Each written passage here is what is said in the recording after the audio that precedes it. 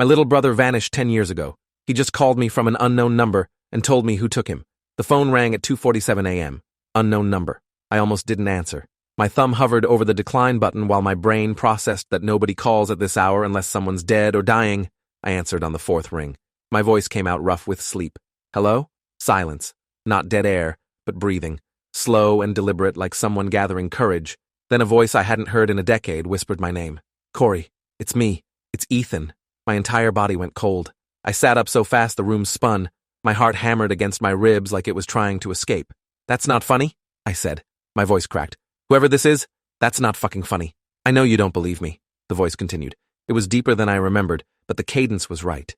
The slight lisp on the S sounds that speech therapy never quite fixed. Ask me something only Ethan would know. My hands were shaking so hard I almost dropped the phone. I thought about hanging up. I thought about calling the police. Instead, I heard myself ask, what did you hide in the treehouse before you disappeared? The treehouse Dad built behind our house when I was 8 and Ethan was 6. The one that got torn down 3 years after he vanished because Mom couldn't stand looking at it anymore. The voice on the other end exhaled shakily. Your diary, he said. The one where you wrote about Rebecca Flores. You said you loved her, but you were too scared to talk to her. You drew hearts around her name. I buried it under the loose board in the corner because you said if Mom found it, you'd die. The phone slipped from my fingers and hit the mattress. I grabbed it back with both hands. My vision was tunneling. Ethan. Jesus Christ. Ethan, where are you? Are you okay? Where have you been? I'm not okay, he said quietly. I haven't been okay for 10 years. But I'm alive and I need you to listen very carefully because I don't have much time. They monitor the phones. I stole this one from a supply closet, but they'll figure it out soon. Who's they? I demanded. Ethan, who took you? Where are you? I'll come get you right now. Just tell me where. His breath hitched like he was crying. You can't just come get me, he said. It's not that simple. There are procedures, systems. If you just show up, they'll move me. They'll disappear me somewhere worse. You have to do this the right way. My mind was racing. 10 years ago, Ethan was 6 years old. We'd been at the park 3 blocks from our house. Mom had sent me to watch him while she ran errands. I was 16 and annoyed about babysitting instead of hanging out with friends. I'd been on my phone texting Rebecca Flores trying to work up courage to ask her out. Ethan had been on the swings. I'd looked up, and he was gone. Just gone. No screaming, no struggle. Security footage from a nearby gas station showed a white van circling the park twice before Ethan disappeared. No plates visible. No other leads. The FBI investigated for 18 months. They found nothing. My parents divorced 2 years later. Dad moved to Oregon. Mom started drinking. I dropped out of college to take care of her. 10 years of guilt and grief and what-ifs that never got answered. Ethan, I said. My voice was barely above a whisper. Just tell me what to do. Tell me how to find you. You remember Coach Sullivan? He asked. The question hit me like a punch to the stomach. Of course I remembered Coach Sullivan. He'd coached our youth soccer team. He'd driven us to games when Dad was working. He'd come to Ethan's 6th birthday party 2 weeks before he disappeared. He'd been at the search parties. He'd helped put up missing posters with my parents. He'd cried at the press conference when Mom begged whoever took Ethan to bring him home. Coach Sullivan took me, Ethan said. His voice was flat now, empty. He took me and he kept me. He's been keeping me for 10 years, and I'm not the only one. My stomach lurched. I ran to the bathroom and threw up. The phone was still pressed to my ear. I could hear Ethan breathing on the other end. When I could speak again, I asked, Where are you? His house, Ethan said. The one on Maple Street. You've been there dozens of times. You ate dinner at his table. You swam in his pool. You slept in his guest room during the team sleepover. I was underneath you the whole time. My legs gave out. I sank to the bathroom floor. Underneath? There's a room, Ethan explained. Under the garage. Soundproofed. Climate-controlled. He built it himself 20 years ago. The entrance is hidden behind the water heater.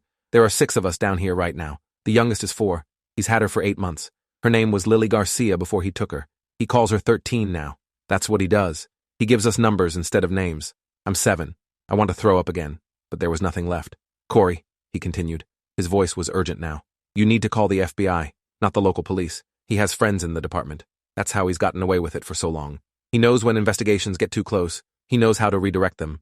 You need to call Special Agent Victoria Ramos. She's with the Child Exploitation Task Force. Her direct number is in the FBI directory. Tell her everything I'm telling you. Tell her about the room under the garage. Tell her about the water heater entrance. Tell her he keeps the key on a chain around his neck. Tell her she needs to come now because he's planning to move us soon. How do you know all this? I asked. How do you know about Agent Ramos? How do you know he's planning to move you? Because I've been watching, Ethan said. I've been listening. I've been preparing for 10 years. He thinks we're broken. He thinks we're too scared to fight back. But I've been keeping track of everything. Every name he mentions. Every phone call he makes. Every time he brings someone new down. Here. I've been scratching it all into the wall behind my mattress where he can't see. Dates. Names. Details. Everything the FBI will need to connect him to every child he's ever taken. And Corey? Yeah? When they come? He said. When they raid the house. He's going to try to destroy evidence. He has a protocol. There's a furnace down here, industrial strength. He can incinerate everything in minutes. The FBI needs to cut the power to the house before they breach. If they don't, he'll kill us all and burn the bodies. He's done it before. My hands were numb. How many? I whispered. How many has he killed? I don't know, Ethan said. His voice broke. More than 12, maybe more than 20. There are names on the wall from before I got here. Kids who just stopped being in the rooms one day. He told me they got adopted out, that they went to good families. But I found the furnace logs. I found the dates. I know what he did. A sound came through the phone. Distant but distinct. A door opening. Footsteps. I have to go, Ethan said frantically. He's coming. Call Agent Ramos. Tell her everything. Tell her to come before sunrise. That's when he's planning to move us. Tell her I'm alive. Tell Mom I never stopped loving her. Ethan, wait. I started. The line went dead. I called Agent Victoria Ramos at 3:15 a.m. The FBI switchboard operator tried to tell me she wasn't available. I told him it was about Ethan Parker, the 6-year-old who vanished from Henderson Park 10 years ago. The line went silent for exactly 8 seconds. Then Agent Ramos picked up. This is Ramos, she said. Her voice was alert, despite the hour. Who is this? My name is Corey Parker, I said. My little brother Ethan disappeared 10 years ago. He just called me. He told me who took him and where he is. I told her everything. Every word Ethan had said. Every detail about Coach Sullivan. The house on Maple Street. The room under the garage. The water heater entrance. The other children. The numbers instead of names. The furnace. The plan to move them at sunrise. Agent Ramos didn't interrupt once. When I finished, there was a long pause. Mr. Parker, she said carefully, do you still have the number your brother called from? I checked my call log.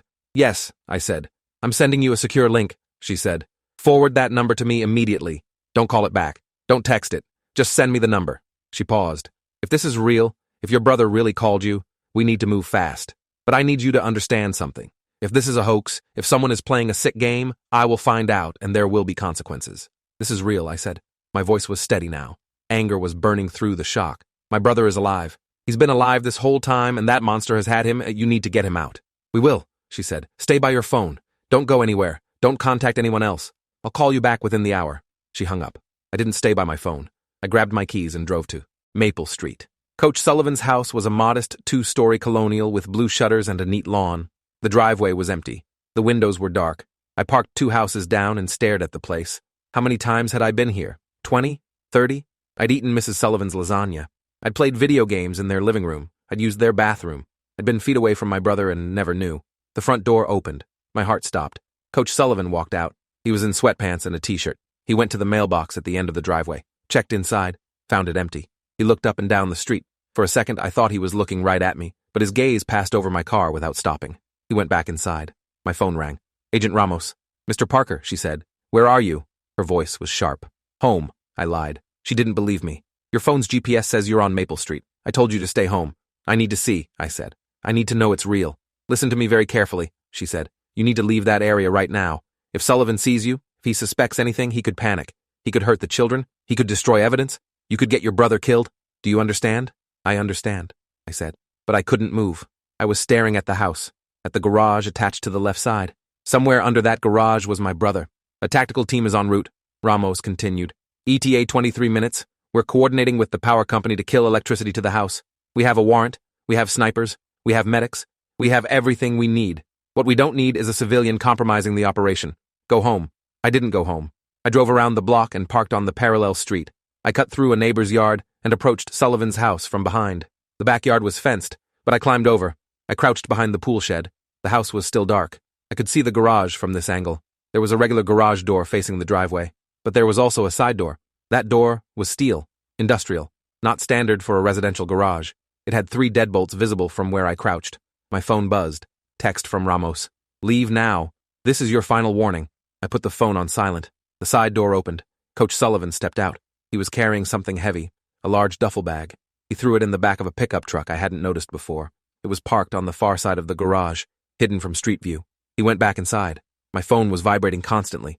Ramos calling over and over. I ignored it. Sullivan came out again. Another duffel bag.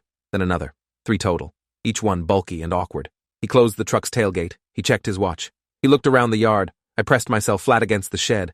He pulled out his phone and made a call. I couldn't hear what he was saying. He was gesturing, arguing with someone. He hung up. He went back inside. The garage door started to open. I realized with horror what was happening. He was leaving. He was moving them early. The raid wasn't for another 15 minutes. He'd know. Somehow he'd known. I did the only thing I could think of. I ran to his truck. I pulled out my keys. I slashed all 4 tires as fast as I could. The sound of air hissing was loud in the quiet night. Too loud. The garage door stopped halfway up. Sullivan's voice shouted something from inside. I ran. I didn't make it to the fence before he came out. He saw me. Corey? He said. His voice was confused, then sharp. What the hell are you doing here? I turned to face him. My hands were shaking, but I raised them. Stay back, I said. The FBI is coming. They know everything. Just let them go. Let the kids go. His expression changed. Confusion shifted to understanding. Understanding shifted to cold calculation. You talked to 7, he said. It wasn't a question. That little shit found a phone. He's smarter than I gave him credit for. He started walking toward me. I'm disappointed in you, Corey. I really am. I thought you were better than this. Better than what? I shouted. Better than trying to save my brother? Better than stopping you from raping children? He stopped walking. His face was calm. Too calm. Is that what you think this is about? He asked. You think I'm some kind of monster? You don't understand what I do here. These kids have nowhere else to go. They're broken. Damaged. The system failed them. I give them structure, discipline, purpose. You're insane, I said. Ethan had a family? Lily Garcia had a family. You stole them. He laughed. It was a cold sound. Ethan's family was broken before I took him, he said. Your parents were getting divorced. Your dad was never home. Your mom was falling apart. And you? You were too busy chasing girls to watch your own brother. I gave him stability. I gave him consistency. I taught him respect. He shook his head. You should be thanking me. I kept him alive when he would have fallen through the cracks. Sirens. Distant but getting closer. Sullivan heard them too. He looked toward the street, then back at me. You've made a terrible mistake, he said. He moved fast. Faster than a man his age should move. He closed the distance between us in 3 strides. His hand clamped around my throat. I tried to punch him, but he twisted, and suddenly I was on the ground with his knee on my chest. I couldn't breathe. He was crushing my windpipe. You're going to be the reason they die, he hissed. His face was inches from mine. I was going to let them live. I was going to relocate them safely, but now I have to clean up this mess, and that means no witnesses. His hand moved to his pocket. He pulled out a knife. The sirens were louder now. Multiple vehicles, screeching to stops out front. Sullivan looked up, looked back at me, smiled. At least you'll die knowing you tried, he said. He raised the knife. A gunshot cracked through the air. Sullivan jerked. His eyes went wide. He looked down at his chest. Blood bloomed across his shirt. He fell sideways off me. I gasped for air, rolled away from him. FBI tactical agents swarmed the yard.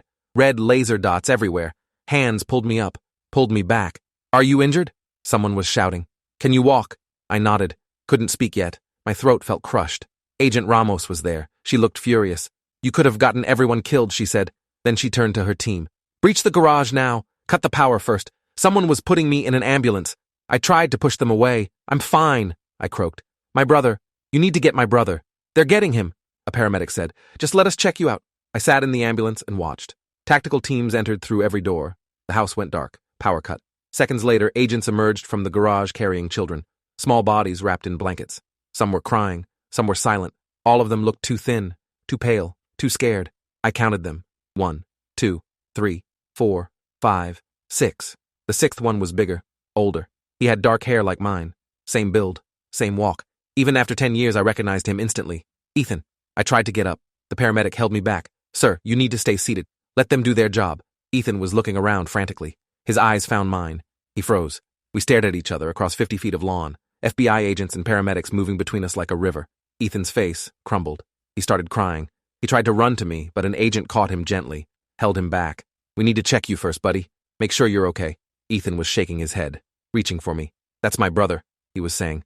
That's Corey. Please let me talk to him. Agent Ramos looked at me, looked at Ethan, nodded to the agent holding him. Make it quick. Ethan ran to the ambulance. He crashed into me. His arms wrapped around me so tight I couldn't breathe again. But this time I didn't care. I held him. He was taller than I expected, almost my height, but he was so thin I could feel every bone. He smelled like industrial soap and fear. He was sobbing into my shoulder. I thought you wouldn't believe me, he choked out. I thought you'd think I was crazy. I believed you, I said. My voice was rough. I believed every word. We stayed like that until the paramedics insisted on separating us. Ethan was taken to one ambulance. I was kept in another. Both of us were driven to the hospital. Different rooms, different doctors. I was treated for bruising to my throat and released after 2 hours. Ethan was admitted. The doctors said he needed observation, needed psychological evaluation, needed time. I called my mom from the hospital. It was 6 in the morning. She answered on the first ring like she did every morning, always hoping, always waiting for news. "Mom," I said. "They found him." Silence. Then a sound I'd never heard from her before, a wail that was half joy and half grief. "They found him?" she repeated. "Is he alive? Is he okay?" "He's alive," I said. "He's at County General. He's okay. He's going to be okay." I heard her collapse, heard the phone hit the floor, heard her screaming for our neighbor, heard chaos.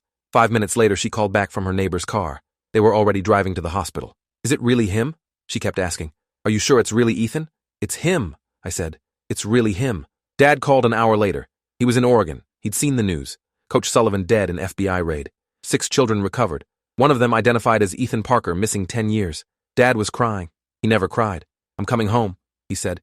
"I'm getting on a plane right now." The FBI kept us separated for 36 hours while they processed the scene and interviewed Ethan.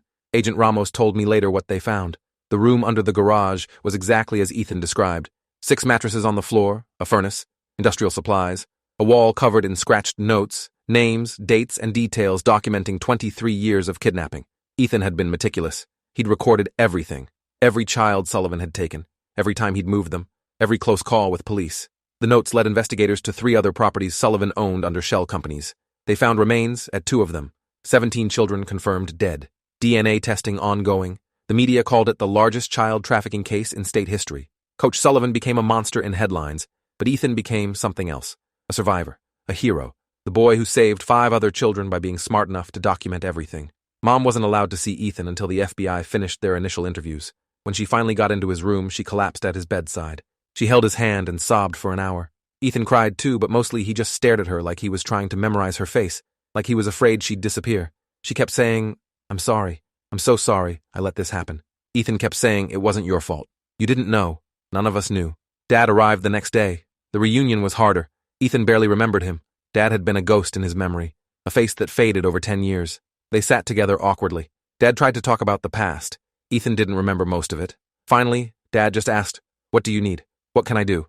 Ethan said, "Just be here. Just stay." So Dad stayed. The other children were reunited with their families over the next week. Lily Garcia, who Sullivan called 13, was returned to parents who'd never stopped searching. A boy named Marcus Webb had been missing for 3 years. His mother had died during that time from a heart attack. Investigators believed it was grief-related. 2 other children had been reported as runaways. Nobody had looked for them seriously. One child had no family. She'd been taken from foster care. The system hadn't noticed she was gone. The FBI worked with child services to place her somewhere safe. Ethan asked about her constantly, wanted to make sure she was okay, wanted to make sure she ended up somewhere better than where she'd been. He felt responsible for all of them. Agent Ramos told him he'd saved their lives. He said he should have found a way to save the others too, the ones who died. Ethan came home after 2 weeks. Mom had converted the dining room into a bedroom for him. She didn't want him upstairs alone, didn't want him isolated. The first night he sat at the kitchen table and just looked around. "This is different," he said. "You repainted." Mom nodded. 5 years ago. The living room too. Ethan touched everything carefully, like he was relearning the house. He stopped at the photo wall in the hallway. Pictures of him as a baby, as a toddler, at his 6th birthday party. The last photo taken before he disappeared. He stared at that one for a long time. "I don't remember being that kid," he said quietly. "I don't remember being happy like that." "You'll remember eventually," Mom said. But her voice was shaking. Some things came back quickly. Ethan remembered the layout of the house, remembered his favorite foods, remembered our old dog who died 8 years ago. Other things were gone completely. He didn't remember Dad's voice, didn't remember whole years of his early childhood. The doctors said trauma did that, made the brain protect itself by erasing things. The nightmares started after the first week. Ethan would wake up screaming, he'd be disoriented, violent sometimes. He threw a lamp at me one night because he thought I was Sullivan. He apologized for hours afterward. I told him it was okay. It wasn't okay. Nothing about this was okay. But we were learning to navigate it. Therapy helped some. Ethan saw a specialist 3 times a week. Someone who worked with trauma survivors. Someone who understood what 10 years of captivity did to a developing brain. The therapist said Ethan had aged differently than other kids. He'd been forced to mature faster in some ways, but he'd been stunted in others. He'd never learned social skills, never been to a real school, never had friends his age. He was 16, but he seemed both older and younger simultaneously. The trial preparations began 6 months later. The prosecution was building a case against Sullivan's estate and any accomplices who might have helped him. They needed Ethan to testify. He said he would. He wanted to, but the lawyers warned it would be brutal. Defense attorneys would try to discredit him, would claim he was coached, would argue his memories were unreliable. Agent Ramos prepared him as best she could, explained what to expect, how to handle aggressive questioning, how to stay calm even when they tried to make him angry. Ethan listened to all of it. Then he said, I've survived 10 years with a monster. I can survive a few lawyers. The trial lasted 3 weeks. Ethan testified for 2 days. He was calm, detailed, unshakable. He described the room, the routine, the punishments, the other children, the furnace, everything. The defense tried to break him, tried to suggest he'd been treated well, that Sullivan had provided food and shelter, that Ethan was exaggerating for sympathy. Ethan looked the defense attorney in the eye and said he cut out Marcus Webb's tongue when Marcus tried to scream. He burned Lily Garcia's hand on a stove when she refused to call him father. He kept us in darkness for days if we cried. He made us watch when he hurt the others. He told us we were numbers because names were for people, and we weren't people anymore. We were his property. Is that treatment you'd accept for your children? The courtroom was silent. The defense attorney had no response. The jury convicted on all counts. Sullivan's estate was liquidated. Funds were distributed to the families of victims. Ethan received a settlement that would pay for college and therapy for life. He said he didn't want the money, wanted to donate it. Mom convinced him to keep it. You earned it by surviving, she said. Use it to build the life he tried to take from you. Ethan struggled with normal life. High school was overwhelming. Too many people, too much noise, too much chaos. He lasted 3 months before having a panic attack in the cafeteria. We switched him to online school. He did better there, could work at his own pace, could take breaks when memories became too much. He excelled in some subjects. Math and science came easily. English was harder. Writing about feelings and experiences triggered things he wasn't ready to process. His teachers were patient, accommodating. They knew his story. Everyone knew his story. That was part of the problem. Ethan couldn't go anywhere without being recognized. The boy who survived 10 years. The boy who saved the other children. People treated him like he was fragile, like he might shatter if they spoke too loud. He hated it. Just treat me normal, he'd say. But nobody knew what normal looked like for him anymore. He reconnected with old friends from before he disappeared. Most of them had moved on, had new lives, new friends. They tried to include him, but the gap was too wide. They talked about school dances and football games and who was dating who. Ethan talked about surviving, about coping mechanisms, about testifying in court. The conversations never worked. Eventually, people stopped trying. Ethan withdrew, spent most of his time alone in his room. Mom worried constantly. The therapist said it was normal, said he needed time to figure out who he was now, who he wanted to be, said pushing him to socialize before he was ready would backfire. So we gave him space. But I made sure to check on him every day, made sure he knew I was there, made sure he knew he wasn't alone anymore. Some days he'd talk, other days he'd just nod. Both were okay. The other children had mixed outcomes. Lily Garcia seemed to bounce back quickly. She returned to school, made friends. Her parents said she had nightmares but otherwise seemed resilient. Marcus Webb struggled more. He'd lost his mother while captive, had no other family. He ended up in foster care. Agent Ramos kept tabs on him. She said he was surviving, but barely. The unnamed girl from foster care got adopted by a couple who specialized in trauma cases. Last I heard, she was doing well, learning to trust again. 2 of the other children committed suicide within 3 years of their release. One jumped from a bridge, the other overdosed on pills. The news reported them as tragedies. Ethan said they were murders. Sullivan killed them years ago. Their bodies just didn't know it yet. He said he understood why they did it, said he'd thought about it too. That scared me more than anything. We had a conversation on the 5th anniversary of his rescue. Ethan was 21, legally an adult. He'd finished high school online. He'd started community college but dropped out after 1 semester. He worked part-time at a bookstore, lived in the converted dining room still, hadn't moved out, wasn't ready. We were sitting on the back porch. Mom was inside cooking dinner. Dad was visiting for the weekend. He did that more often now, trying to rebuild what had been broken. Ethan looked at me and asked, "Do you ever wish I'd stayed gone?" The question hit me like a punch. What? No. Why would you ask that? He shrugged. Everyone's lives got ruined when I disappeared, he said. Mom and Dad divorced. You dropped out of college. Everything fell apart. Maybe it would have been better if I'd just stayed missing. If you'd all moved on. I grabbed his shoulder, turned him to face me. Listen to me, I said. My voice was shaking. Nothing about you being gone was better. Nothing. Yes, everything fell apart. But it fell apart because we lost you. Because we loved you. Because we couldn't imagine a world where you weren't coming home. Your coming back didn't ruin our lives. It saved them. It gave us purpose again. It gave us hope. You being here is the only thing that makes any of the suffering worth it. He started crying. I pulled him into a hug. We stayed like that until Mom called us for dinner. At the table, Dad raised a glass. To 5 years, he said. To surviving. To family. We all drank. Ethan smiled for the first time in weeks. It was a small smile. Fragile, but it was real. That night, I heard him laughing at something on TV. It was the first time I'd heard him laugh since he'd come home. It sounded like the brother I remembered, like maybe pieces of that kid at the birthday party were still in there somewhere. Ethan started college again at 23. Psychology major. He said he wanted to understand trauma, wanted to help other survivors, wanted to turn his experience into something useful. He excelled this time. The structure worked for him. The purpose drove him. He made a friend, a girl in his study group who didn't know his story, who treated him like a normal person. They got coffee, studied together. She asked him out. He panicked, told her he couldn't.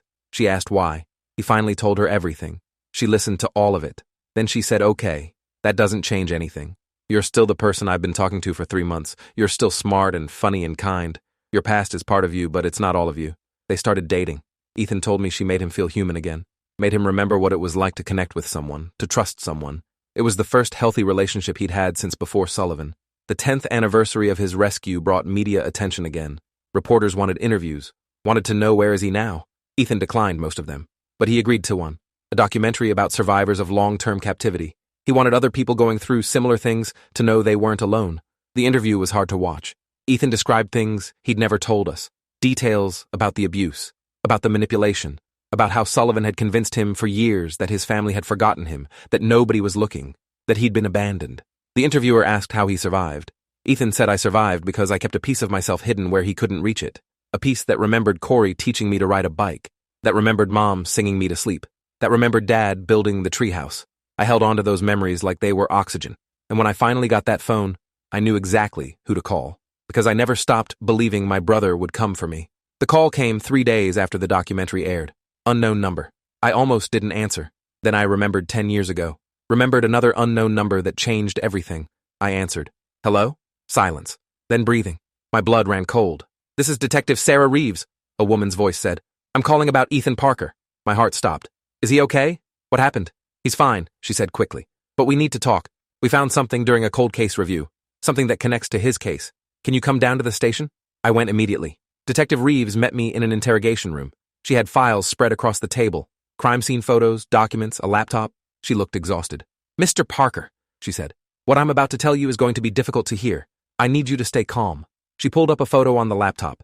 It showed a room, concrete walls, mattresses on the floor, a furnace in the corner. It looked exactly like the room under Sullivan's garage, but it wasn't. "This photo was taken 6 months ago," Detective Reeves said, "from a property in the next county. We rated it based on a tip, found 3 children, ages 9, 12, and 14. All of them had been missing for years. When we processed the scene, we found something." She clicked to another photo, a wall covered in scratches, names, dates, details, just like Ethan's wall. But these notes were different. They referenced Sullivan. They referenced other locations. They referenced something called the program. Detective Reeves looked at me. "Your brother wasn't part of an isolated incident," she said. "He was part of a network. Sullivan wasn't working alone. He was one of many, and the program is still operating." My hands were shaking. "Does Ethan know?" "Not yet," she said. "We wanted to talk to you first. We need his help. The children we recovered mentioned someone called the coordinator. They said this person managed multiple houses, multiple handlers. Your brother's testimony took down Sullivan, but the coordinator is still out there, still operating. We need Ethan to look at the evidence. See if anything connects to his experience. See if he recognizes names or locations." I felt sick. "You want him to relive all of it again?" "I know what I'm asking," Detective Reeves said quietly. "But we have a chance to shut this entire network down, to save dozens of children, maybe hundreds, but we can't do it without him." "I'll ask him," I said. "But if he says no, that's final. You don't pressure him. You don't guilt him. Understood?" "Understood," she said. Ethan said yes. Of course he said yes. He'd spent 10 years documenting everything for this exact reason. He met with Detective Reeves and a team of FBI agents, including Ramos, who was now leading the task force. They showed him everything. Photos, documents, testimony from the 3 recovered children. Ethan went through it methodically, pointed out connections, recognized coded language, identified patterns. "This location?" he said, pointing at a property deed. "Sullivan took me there once. He called it a way station. Said it was for transitions, for moving kids between handlers." He showed them the scratches on his wall from the evidence photos. "See this symbol?" he asked. "It's not random. It's a marker. Sullivan used it to denote high-value targets, kids who were being groomed for specific buyers." The FBI agents exchanged looks. "How do you know this?"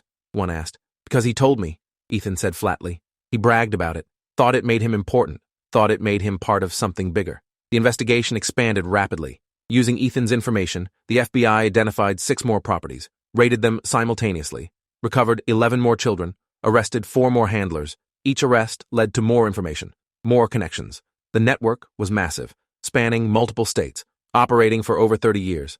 Sullivan had been mid-level, a handler who managed long-term captives, but the coordinator remained elusive. Nobody knew their real identity. The handlers communicated through encrypted channels, used codenames, never met in person. The coordinator was a ghost. But Ethan remembered something, a phone call he'd overheard.